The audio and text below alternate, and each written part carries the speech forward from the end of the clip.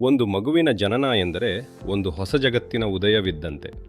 ಆ ಪುಟ್ಟ ಮಗುವಿನ ಮೊದಲ ನಗುವಿನಲ್ಲಿ, ಮೊದಲ ಉಸಿರಿನಲ್ಲಿ ಇಡೀ ಪ್ರಪಂಚವೇ ಅಡಗಿರುತ್ತದೆ. ಆ ಮಗುವಿನ ಆರೋಗ್ಯ ಮತ್ತು ಸುಖಕರವಾದ ಬೆಳವಣಿಗೆಯ ಹೊಣೆಗಾರಿಕೆ ಇರುವುದು ನಾವು ಇಂದು ನೀಡುವ ಆರೈಕೆಯ ಮೇಲೆ. ಆ ಮಗುವಿನ ಭವಿಷ್ಯವನ್ನು ಸದೃಢಗೊಳಿಸಲು ತಾಯಿಯ ಆರೋಗ್ಯ ಮತ್ತು ಶಿಶುವಿನ ಪಾಲನೆ ಹೇಗೆ ಮುಖ್ಯ ಎಂಬುದನ್ನು ಇವತ್ತು ವಿವರವಾಗಿ ತಿಳಿಯೋಣ.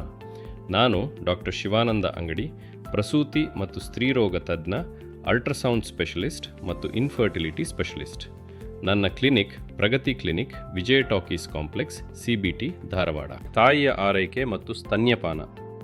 ಗರ್ಭಾವಸ್ಥೆಯಲ್ಲಿದ್ದಾಗ ಸ್ತನಗಳ ಆರೈಕೆ ಬಹಳ ಮುಖ್ಯ. ನಿಪ್ಪಲ್ಸ್ ಶುಚಿಯಾಗಿರಲಿ, ಮೃದುವಾಗಿರಲಿ. ಮಗು ಹುಟ್ಟಿದ ತಕ್ಷಣ ಅಂದರೆ ಮೊದಲ 1 ಗಂಟೆಯೊಳಗೆ ಕೊಲೆಸ್ಟ್ರಮ್ ಅನ್ನು ಮಗುವಿಗೆ ಉಣಿಸಬೇಕು. ಇದು ಮಗುವಿನ ಮೊದಲ ಲಸಿಕೆ ಇದ್ದಂತೆ. 6 ತಿಂಗಳವರೆಗೆ ಕೇವಲ ತಾಯಿಯ ಹಾಲು ಮಾತ್ರವೇ ಸಾಕು. ಹಾಲುಣಿಸುವಾಗ ಮಗು ನಿಪ್ಪಲ್ ಜೊತೆಗೆ ಅರೆಲೋ ಭಾಗವನ್ನು ಸರಿಯಾಗಿ ಬಾಯಿಗೆ ತೆಗೆದುಕೊಂಡಿದೆಯೇ ಎಂದು ಖಚಿತಪಡಿಸಿಕೊಳ್ಳಿ. ಮಗು ಹಾಲು ಕುಡಿದ ನಂತರ ಸ್ತನವು ಖಾಲಿಯಾಗಬೇಕು. ಹಾಲು ಹಾಗೆಯೇ ಉಳಿದು ಗಟ್ಟಿಯಾದರೆ ಸ್ತನದ ಸೋಂಕು ಬರಬಹುದು. ಸ್ತನದಲ್ಲಿ ನೋವು, ಊತ, ಕೆಂಪಾಗುವಿಕೆ ಅಥವಾ ಜ್ವರವಿದ್ದರೆ ನಿರ್ಲಕ್ಷಿಸಬೇಡಿ. ತಕ್ಷಣ ವೈದ್ಯರನ್ನು ಸಂಪರ್ಕಿಸಿ. ಟಾಪ್ ಫೀಡ್ ಯಾವಾಗ ಅಗತ್ಯ? ನೆನಪಿಡಿ, ತಾಯಿಯ ಹಾಲೇ ಮಗುವಿಗೆ ಅಮೃತ. ವೈದ್ಯಕೀಯ ಕಾರಣಗಳಿಲ್ಲದೆ ಟಾಪ್ ಫೀಡ್ ನೀಡಬೇಡಿ. ಮಗುವಿನ ತೂಕ ಏರಿಕೆಯಾಗುತ್ತಿಲ್ಲ ಅಥವಾ ತಾಯಿಗೆ ಹಾಲು ಉತ್ಪಾದನೆಯಲ್ಲಿ ತೀವ್ರ ಕೊರತೆ ಇದೆ ಎಂದು ವೈದ್ಯರು ದೃಢಪಡಿಸಿದರೆ ಮಾತ್ರ ಟಾಪ್ ಫೀಡ್ ನೀಡಬೇಕು. ಬಾಟಲಿ ಹಾಲು ನೀಡುವಾಗ ಬಾಟಲಿಯನ್ನು ಕುದಿಯುವ ನೀರಿನಲ್ಲಿ ಕ್ರಿಮಿ ಮುಕ್ತಗೊಳಿಸುವುದನ್ನು ಮರೆಯಬೇಡಿ. ಮಗುವಿನ ಆರೈಕೆ ಮತ್ತು ನೈರ್ಮಲ್ಯ.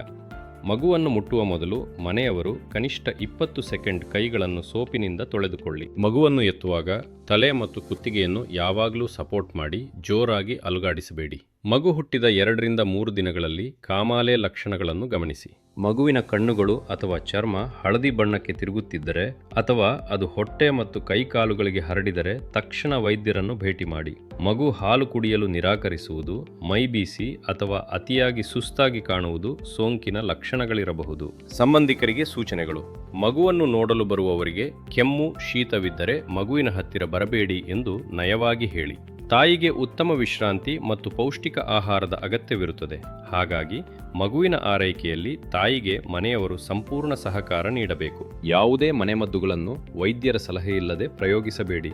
ಹೆಚ್ಚಿನ ಮಾಹಿತಿಗಾಗಿ ನಮ್ಮ ಪ್ರಗತಿ ಕ್ಲಿನಿಕ್ ಅಥವಾ ಪ್ರಗತಿ ನರ್ಸಿಂಗ್ ಹೋಮ್ಗೆ ಭೇಟಿ ನೀಡಿ ಅಥವಾ ಈ ನಂಬರ್ಗಳಿಗೆ ಕರೆ ಮಾಡಿ ಅಪಾಯಿಂಟ್ಮೆಂಟ್ ಬುಕ್ ಮಾಡಿ. ಇಂತಹ ಉಪಯುಕ್ತ ಆರೋಗ್ಯ ಮಾಹಿತಿಗೆ ನಮ್ಮ ಚಾನಲ್ ಪ್ರಗತಿ ಕ್ಲಿನಿಕ್ ಧಾರವಾಡ ಸಬ್ಸ್ಕ್ರೈಬ್ ಮಾಡಿ. ಧನ್ಯವಾದಗಳು.